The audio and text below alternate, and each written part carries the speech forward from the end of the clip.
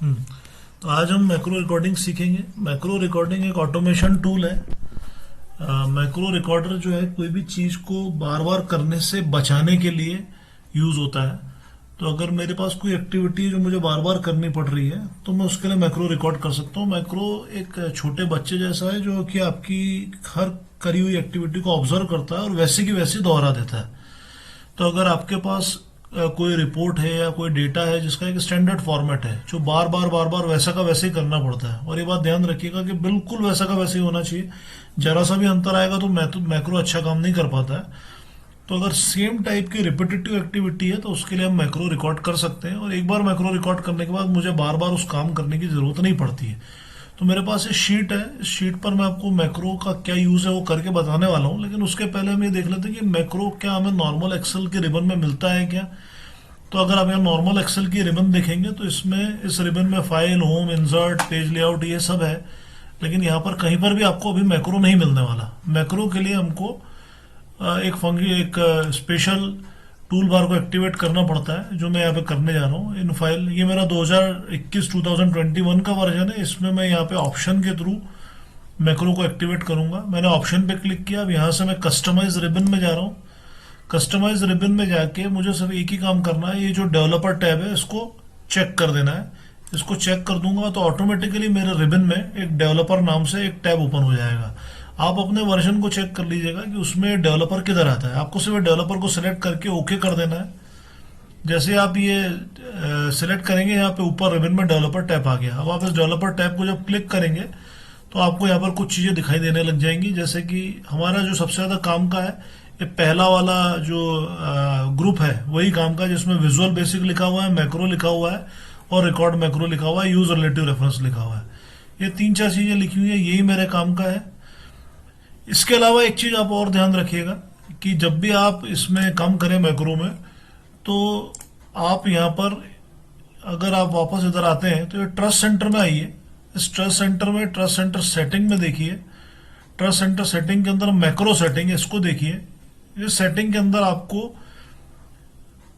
ये चीज ध्यान रखनी है कि आप इस चीज को इनेबल कर दें, इनेबल वीबीए मैक्रोस। और दूसरा आप कर दीजिए trust access centre VBA, enable Excel 4, ये सब चीजें इनेबल कर दीजिए। नॉर्मल स्टेज में आपका मैक्रोस डिसेबल्ड रहते हैं, क्योंकि मैक्रो के साथ बहुत सारे वायरस आने की पॉसिबिलिटी रहती है, इसलिए बाय डिफॉल्ट सेटअप में मैक्रोस इनेबल्ड नहीं रहते। अगर आपको मैक्रोस के साथ काम करना है तो ये मैक्रो सेटिंग आपको चेंज कर देना चाहिए।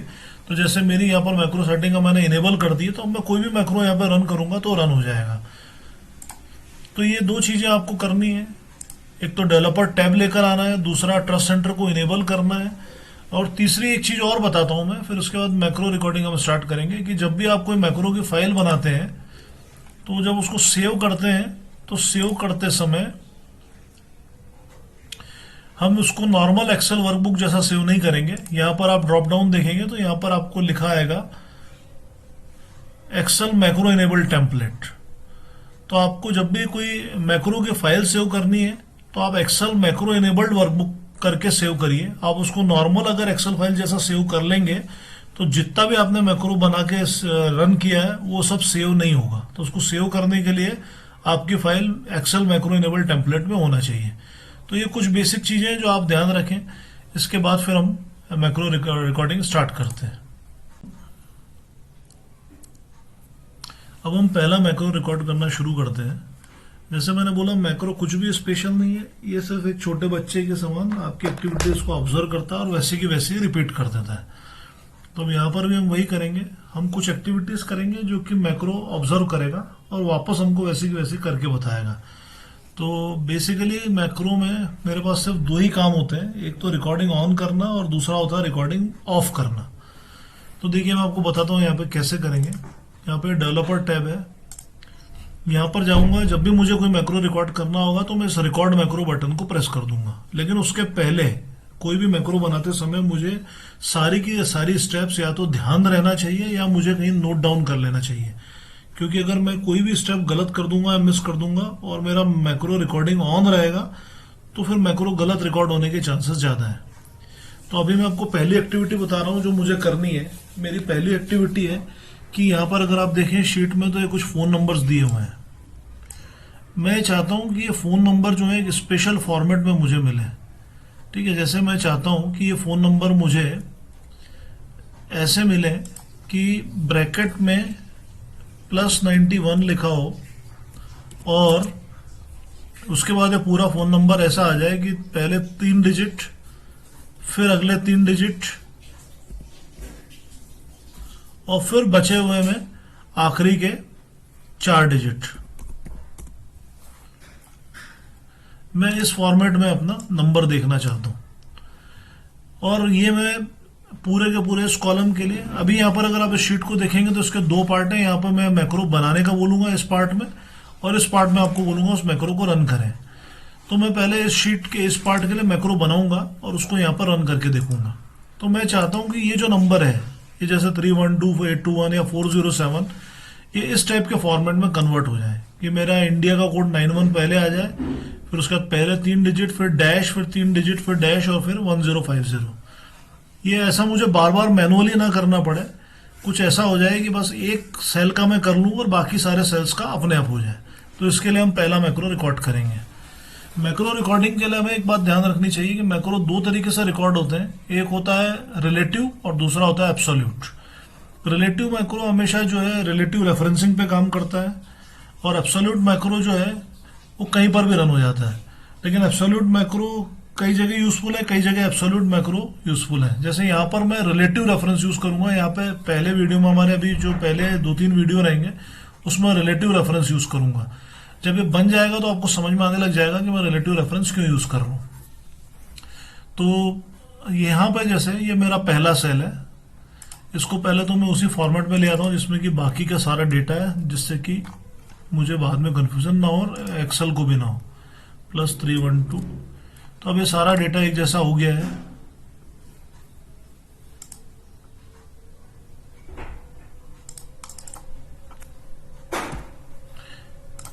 अब मैं यहाँ पे मैक्रो रन करने वाला हूँ, और वो भी रिलेटिव रेफरेंस के साथ। तो पहले मैं रिलेटिव रेफरेंस यूज कर रहा हूँ।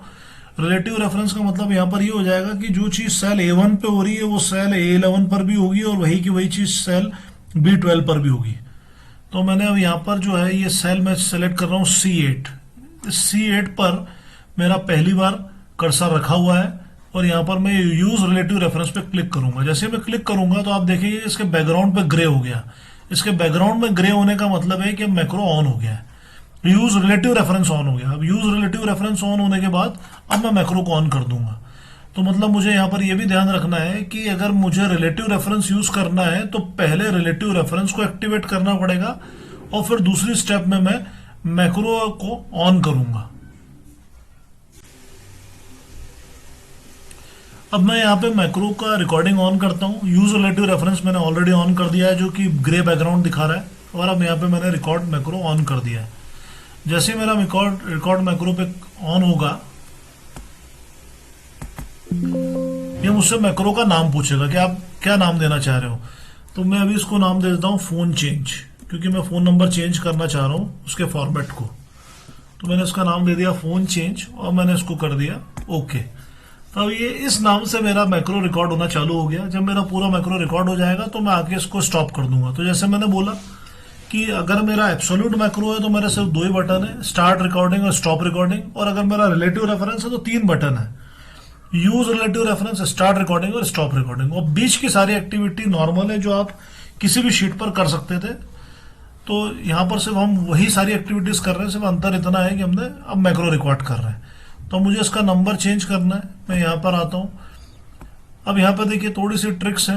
मैं होम बटन पे आता हूँ, यहाँ पर एक नंबर का ग्रुप है, इस नंबर के ग्रुप पे मैं क्लिक करता हूँ, और ये कस्टम अगर आपको दिख रहा है तो इस कस्टम के बटन पे मैं थोड़ा सा चेंज करूंगा और नंबर मेरे डिजायर्ड फॉर्मेट में आ जाएगा। तो मैंने कस्टम पे क्लिक किया। ये जो टाइप है इसके कुछ हैशेस बने हुए हैं, मैं उनको डिलीट कर रहा हूँ, और यहाँ पर ब्रैकेट में पहले डाल रहा हूँ मैं +91। इसके बाद अब जैसे मैंने बोला मुझे पहले 3 डिजिट चाहिए आफ्टर डैश, तो मैं डैश लगाऊंगा और आफ्टर दैट मैं 3 हैशेस डाल दूंगा। फिर मैंने बोला मुझे 3 डिजिट के बाद फिर एक डैश चाहिए और फिर से 3 डिजिट चाहिए, तो डैश लगाया, फिर 3 हैश किए। इसके बाद मैंने बोला कि बचे हुए 4 डिजिट एक डैश के बाद आ जाना चाहिए, तो मैंने डैश लगाया और 4 डिजिट्स के लिए 4 हैश लगा दिए। आप देखेंगे ऊपर यहाँ पे सैंपल में दिख भी रहा है कि जो मैंने किया वो कैसा दिखेगा।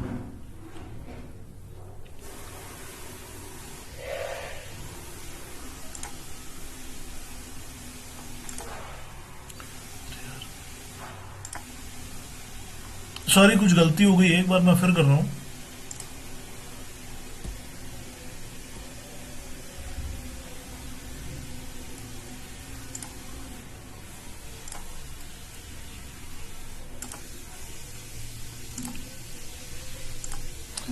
मैं एक बार फिर कर रहा हूँ दूसरे सेल के लिए। उस सेल में शायद कुछ फॉर्मेटिंग की प्रॉब्लम आ गई है, इसीलिए मैं दूसरे सेल से उसको रिकॉर्ड कर रहा हूँ और उसको हम बाद में बाकी सब जगह कॉपी कर लेंगे। +91 डैश। अब मैंने हैश लेता हूँ पहले 3 डिजिट के लिए, फिर अगले 3 डिजिट के लिए, और फिर हैश लेता हूँ मैं आखिरी के 4 डिजिट के लिए। तो आप देखेंगे यहाँ पे कि मेरा जो सेकंड नंबर की एंट्री थी 40773137354, उसको मैंने एक अलग ही फॉर्मेट में ले लिया है, जो ये सैंपल में यहाँ दिख रहा है। जब मैं इसको ओके क्लिक कर दूंगा तो सेल वहां पर ऑटोमेटिकली चेंज हो चुका होगा।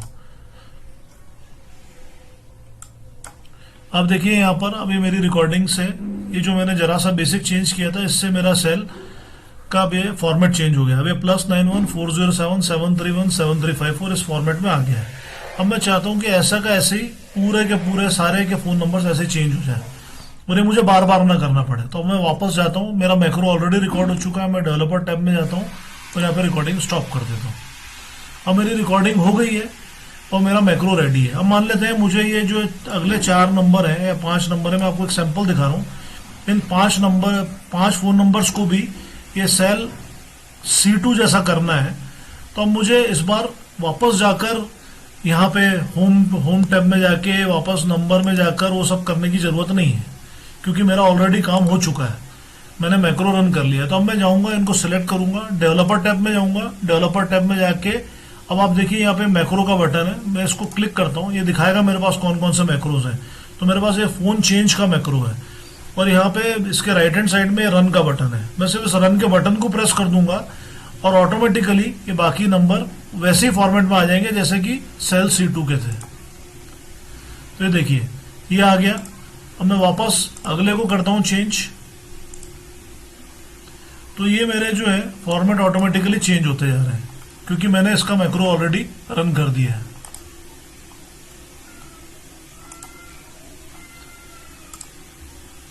तो इस तरह से मैं जो है एक मैक्रो बना के अपने काम को आसान कर सकता हूँ, ऑटोमेशन कर सकता हूँ। मैक्रो रिकॉर्ड किया है, ये आप देख सकते हैं कि ये मैंने पूरे के पूरे इस कॉलम पर रन कर दिया। ये तो मेरा मेन था जहाँ पे मैंने बोला था कि मेक मैक्रोज हियर। अगर आप देखेंगे यहाँ पे मैंने लिखा हुआ है मेक मैक्रोज हियर और यहाँ पर लिखा है टेस्ट मैक्रो। तो अब मैं यहाँ पर भी सेम डेटा है, इस पर्टिकुलर कॉलम पर मैं इसी मैक्रो को रन करूंगा। ठीक है। अब इसमें आप एक बात और ध्यान रखिए कि जो मैंने इसको चेंज कर दिया एक बार मैक्रो रन करके, तो एक्सेल में जैसा नॉर्मली होता है, हम क्या करते हैं, अगर कोई चीज मेरे को नहीं चाहिए कि सॉरी गलत हो गई, तो हम उसको Ctrl+Z प्रेस कर देते हैं। यहाँ पर अगर आप Ctrl+Z प्रेस करेंगे तो भी ये अंडू नहीं होगा। तो मैक्रो जो है एक्सेल की सबसे सुपीरियर चीज है, इस पर अगर कोई एक्टिविटी हो जाती है तो एक्सेल उसको अंडू नहीं करने देता। तो मैक्रो के बाद आप ये बात ध्यान रखिएगा कि अगर आपने मैक्रो रन कर दिया तो अंडू पॉसिबल नहीं है। हाँ, उसका बस एक पॉसिबिलिटी है कि मैक्रो रन करने के बाद अगर आपको लगता है कोई गलती हो गई है तो आप फाइल को क्लोज कर दीजिए बिना सेव करे, तो एक बार हो सकता है आपका डेटा बच जाए। और या फिर इससे भी अच्छा तरीका ये है कि आप कभी भी मैक्रो बनाने के पहले कोई भी जो फाइल है उसकी 2-3 डुप्लीकेट कॉपी बना लीजिए और डुप्लीकेट कॉपी पे काम करिए। तो अभी यहाँ पर ये मेरा मैक्रो बन गया है। अब मैं इस मैक्रो को इस पर्टिकुलर फोन नंबर वाली कॉलम पे रन करना चाह रहा हूं, तो मैं पूरे फोन नंबर वाले कॉलम को सिलेक्ट कर रहा हूं। मैं जाऊंगा मैक्रोस पे और ये जो मैंने मैक्रो बनाया था इसको मैं रन कर देता हूं। ये देखिए ये मैंने जो है ये पूरा का पूरा मैक्रो रन कर दिया और इस तरह से सारे के सारे नंबर चेंज हो गए। अभी ऐसे ही हम एक और काम करते हैं, एक और मैक्रो रन करते हैं। ये बर्थडे वाला है, इस बर्थडे में सबके ईयर ऑफ बर्थ दे रखे हैं। सपोज मैं नहीं चाहता कि ईयर ऑफ बर्थ पता चले, मैं चाहता हूं कि सिर्फ डेट ऑफ बर्थ और मंथ ऑफ बर्थ पता चले। तो इसके लिए हम एक और मैक्रो रिकॉर्ड करेंगे। मैं यहाँ पे आता हूँ वापस सेल D8 पर, यूज रिलेटिव रेफरेंस मेरा ऑन रखूंगा। मैं देख लेता हूँ अभी ऑफ है तो मैं इसको ऑन कर देता हूँ। फिर उसके बाद मैं रिकॉर्ड मैक्रो करता हूँ। ये पूछेगा नाम, मैं इसका नाम रहने देता हूँ मैक्रो 2, अभी मैं इसका कोई स्पेशल नाम नहीं दे रहा। अब मैं जाता हूँ, अब मेरा रिकॉर्डिंग स्टार्ट हो गई है। अब मैं जाता हूँ होम टैब पे, होम टैब पर जाकर मैं वापस जाता हूँ। अब आप बात ध्यान रखिएगा कि जो कुछ भी मैं कर रहा हूँ अभी, स्टार्ट रिकॉर्डिंग और स्टॉप रिकॉर्डिंग के बीच की जितनी भी एक्टिविटीज है, ये सब नॉर्मल एक्सेल वर्क है। हमने मैक्रो में सिर्फ 2 ही काम किए, एक बार रिकॉर्डिंग ऑन करनी है, एक बार रिकॉर्डिंग ऑफ करनी है, बाकी और कुछ नहीं करना है। बाकी सारी की सारी एक्टिविटीज नॉर्मल एक्सेल की एक्टिविटीज होती हैं। अब मैं जा रहा हूं यहाँ पे नंबर वाले सेक्शन में, वापस मैं जाऊंगा कस्टम में। कस्टम में जाकर अब यहाँ पर ये जो DDMM है इसको मैं कर दूंगा सिर्फ DD, और 4 बार MM लिख देता हूँ। 3 बार लिखता हूँ तो GUL आता है, 2 बार लिखता हूँ तो 27 आता है। ऊपर आप सैंपल देख सकते हैं, 4 बार कर देता हूँ तो पूरा जुलाई आ जाएगा, 28 जुलाई। तो ये मैंने जो है 27/1982 को 20 जुलाई कर दिया, और इसको मैं ओके कर देता हूँ। आप देख सकते हैं यहाँ पर मेरा अब फॉर्मेटिंग चेंज हो गया है। जो पहले ईयर ऑफ बर्थ आ रहा था, अब सिर्फ डेट और मंथ आ रहा है। तो मेरा काम हो गया। मैं वापस जाता हूँ डेवलपर टैब में और रिकॉर्डिंग स्टॉप कर देता हूँ। अब इसके बाद मेरे को बाकी सारे के सारे सेल्स की भी ये डेट के स्टाइल को चेंज करना है, तो मैं इनको सबको सिलेक्ट कर लूंगा और जाऊंगा मैक्रोज में, और मुझे पता है मैक्रो 2 था, तो ये मैक्रो 2 को सिलेक्ट करके इसको रन कर दूंगा। तो आप देख सकते हैं कि ऑटोमेटिकली सारे के सारे डेट ऑफ बर्थ चेंज हो गए। ये सेम मैं आपको शो करता हूं, ये मेरे टेस्ट मैक्रो वाली दूसरे पार्ट में। यहां पर भी डेट ऑफ बर्थ दी हुई है, इनको मैं पूरा सिलेक्ट करता हूं और वापस मैं जाता हूं डेवलपर टैब में, मैक्रो पार्ट में जाके मैं मैक्रो 2 रन कर देता हूं। तो आप देखोगे यहां पर कि ये भी सारी की सारी जो है चेंज हो गई हैं। अब यहाँ पे कहीं पर भी ईयर दिखाई नहीं पड़ रहा है, सिर्फ बर्थ और मंथ ऑफ बर्थ दिखाई पड़ रहा है। तो आज के लिए इतना ही, थैंक यू। और मेरे अगर वीडियो आपको पसंद आ रहा है तो इसको लाइक करिए और सब्सक्राइब करिए।